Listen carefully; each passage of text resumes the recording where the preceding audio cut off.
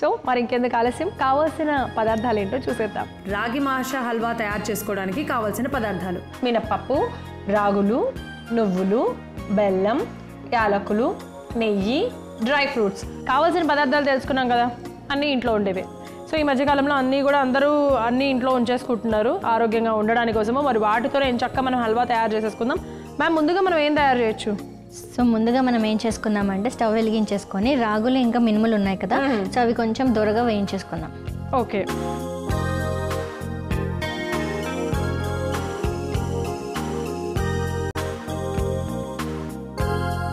Okay, pan పెట్టేసుకున్నాను. So first మనం ఏం చేద్దామంటే డ్రై ఫ్రూట్స్ని నెయ్యిలో ఒక 2 స్పూన్స్ నెయ్యి వేసుకొని మంచిగా వేయించేసుకుందాం. ఓకే.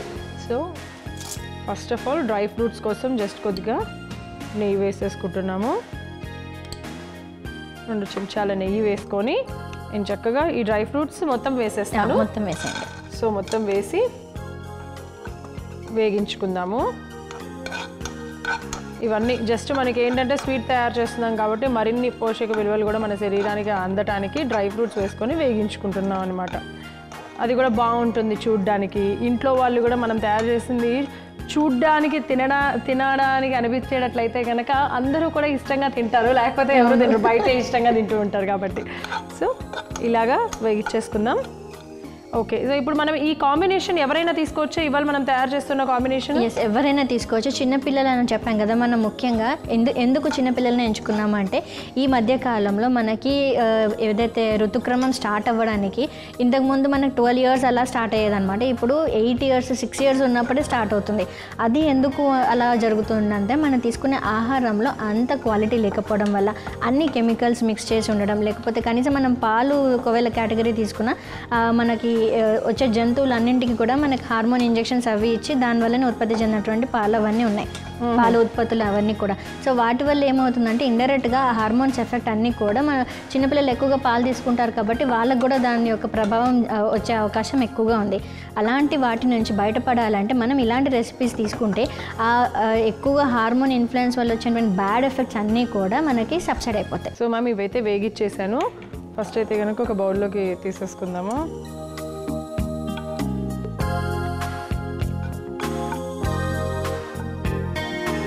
ఓకే. సో ఇప్పుడు ఏంటంటే మనం ఇందులోనే రాగులు ఇంకా మినుములను కూడా చక్కగా వేయించేసుకుందాం. ఓకే. 1 కప్పు మినుములు, నల్ల మినుములు.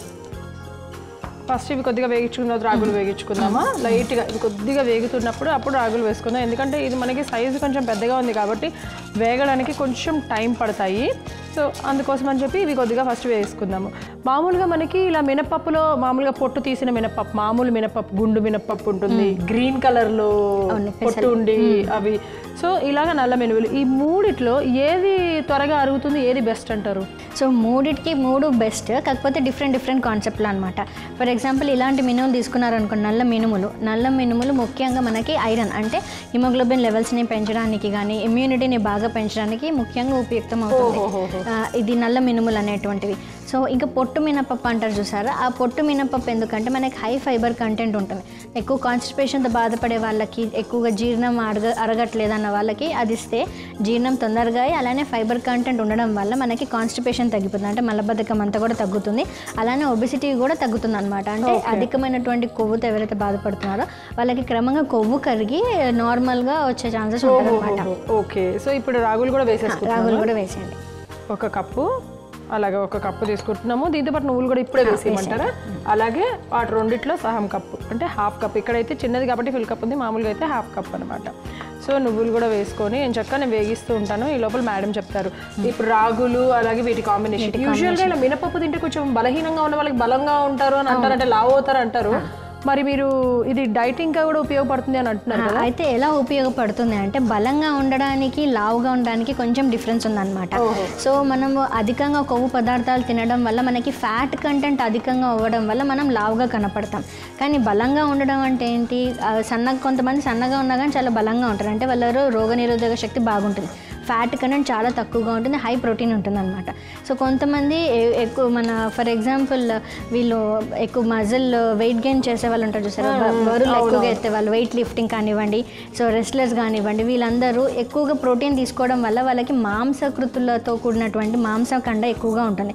సో అలానే వాళ్ళు లావుగా ఉన్నారు అని అనడానికి లేదు. సో ఎవరి హైట్కి తగ్గట్టుగా వెయిట్ ఉండడం అనేది చాలా ఇంపార్టెంట్.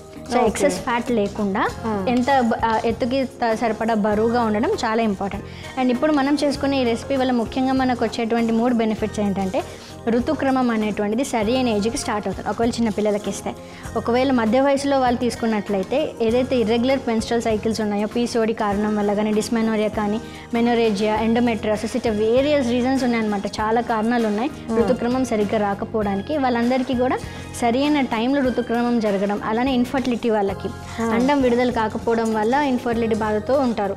సో వాళ్ళందరికీ కూడా టైంకి అండం విడుదల అవ్వాల్సిన టైంకి రిలీజ్ అవ్వడం, ఫర్టిలిటీ ప్రాబ్లమ్స్ నుంచి కంట్రోల్ అవ్వడం, ఇలాంటివన్నీ జరుగుతాయి. ఓకే, సో చూసారా ఇవన్నీ చక్కగా వేగిపోయినాయి. మంచిగా లో ఫ్లేమ్లో పెట్టి నేనైతే మేడం వీటికి కావాల్సిన అంటే వీటిలో ఎలాంటి ఔషధ గుణాలు ఉన్నాయి అనేది చెప్పే లోపల నేను వేగిచ్చేసేసాను.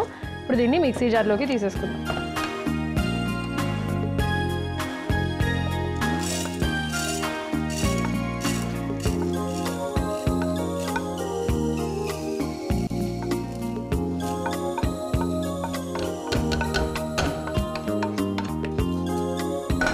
ఓకే, సో ఇవి మనం ఇందులో వేసుకున్నాము. అవి ఎలాగో వేడిగా మనం గ్రైండ్ చేయలేం కాబట్టి ఈ లోపు మనం పాకం పెట్టేసుకుందాం. ఓకే, ఒకసారి స్టవ్ ఆన్ చేస్తాను.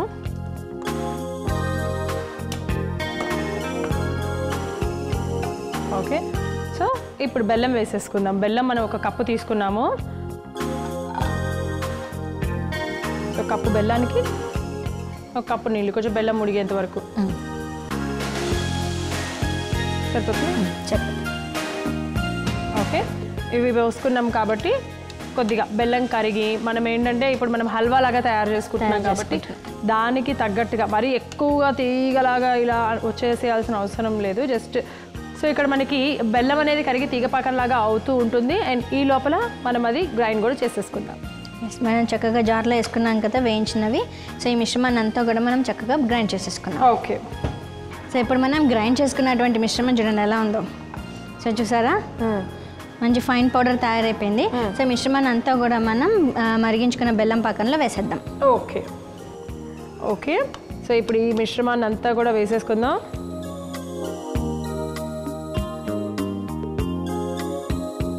సో మనకి ఎంతైతే బెల్లం పాకం ఉందో దానికి తగ్గట్టుగా మనం ఎంతైతే పొడి వేసుకోవాలి. సో సరిపోయింది కరెక్ట్గానే. ఆల్మోస్ట్ ఈక్వల్ క్వాంటిటీస్ తీసుకుంటే సరిపోతుంది. ఒకవేళ పాకం కొంచెం ఎక్కువగా అయినప్పుడు మాత్రం చూసుకొని కలుపుకోవాలి. అలాగే దీంట్లో మనము యాలక్కుల పొడి కూడా వేసేసుకుందాము. ఇదిగో యాలక్కుల పొడి కూడా వేసేసుకుందాము. ఒక 2 స్పూన్స్ వేసేసుకోవాలి. ఓకే, అంతే. దాంట్లోనే కొన్ని dry fruits, half dry fruits. So మనం ఆల్రెడీ వేగించి పెట్టుకున్న డ్రై ఫ్రూట్స్ కొన్ని సహం వేసుకొని కలుపుకుందాం.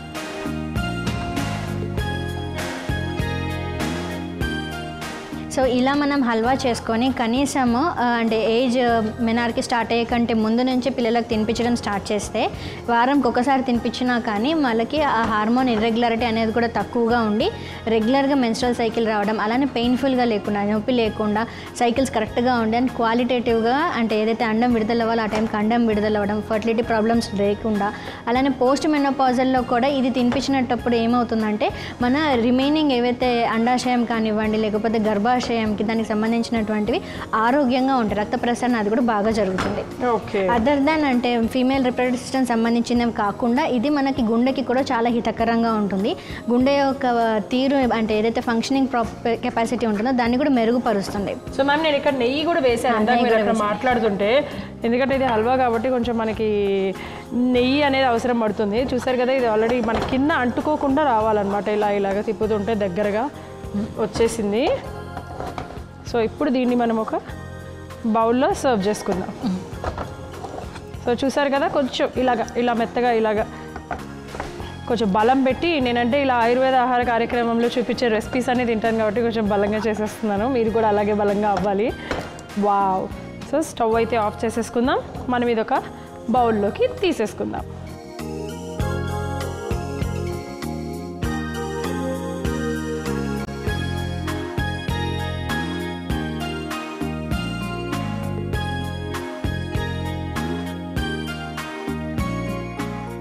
ఓకే, ఇప్పుడు దీనిపైన డ్రై ఫ్రూట్స్ని కూడా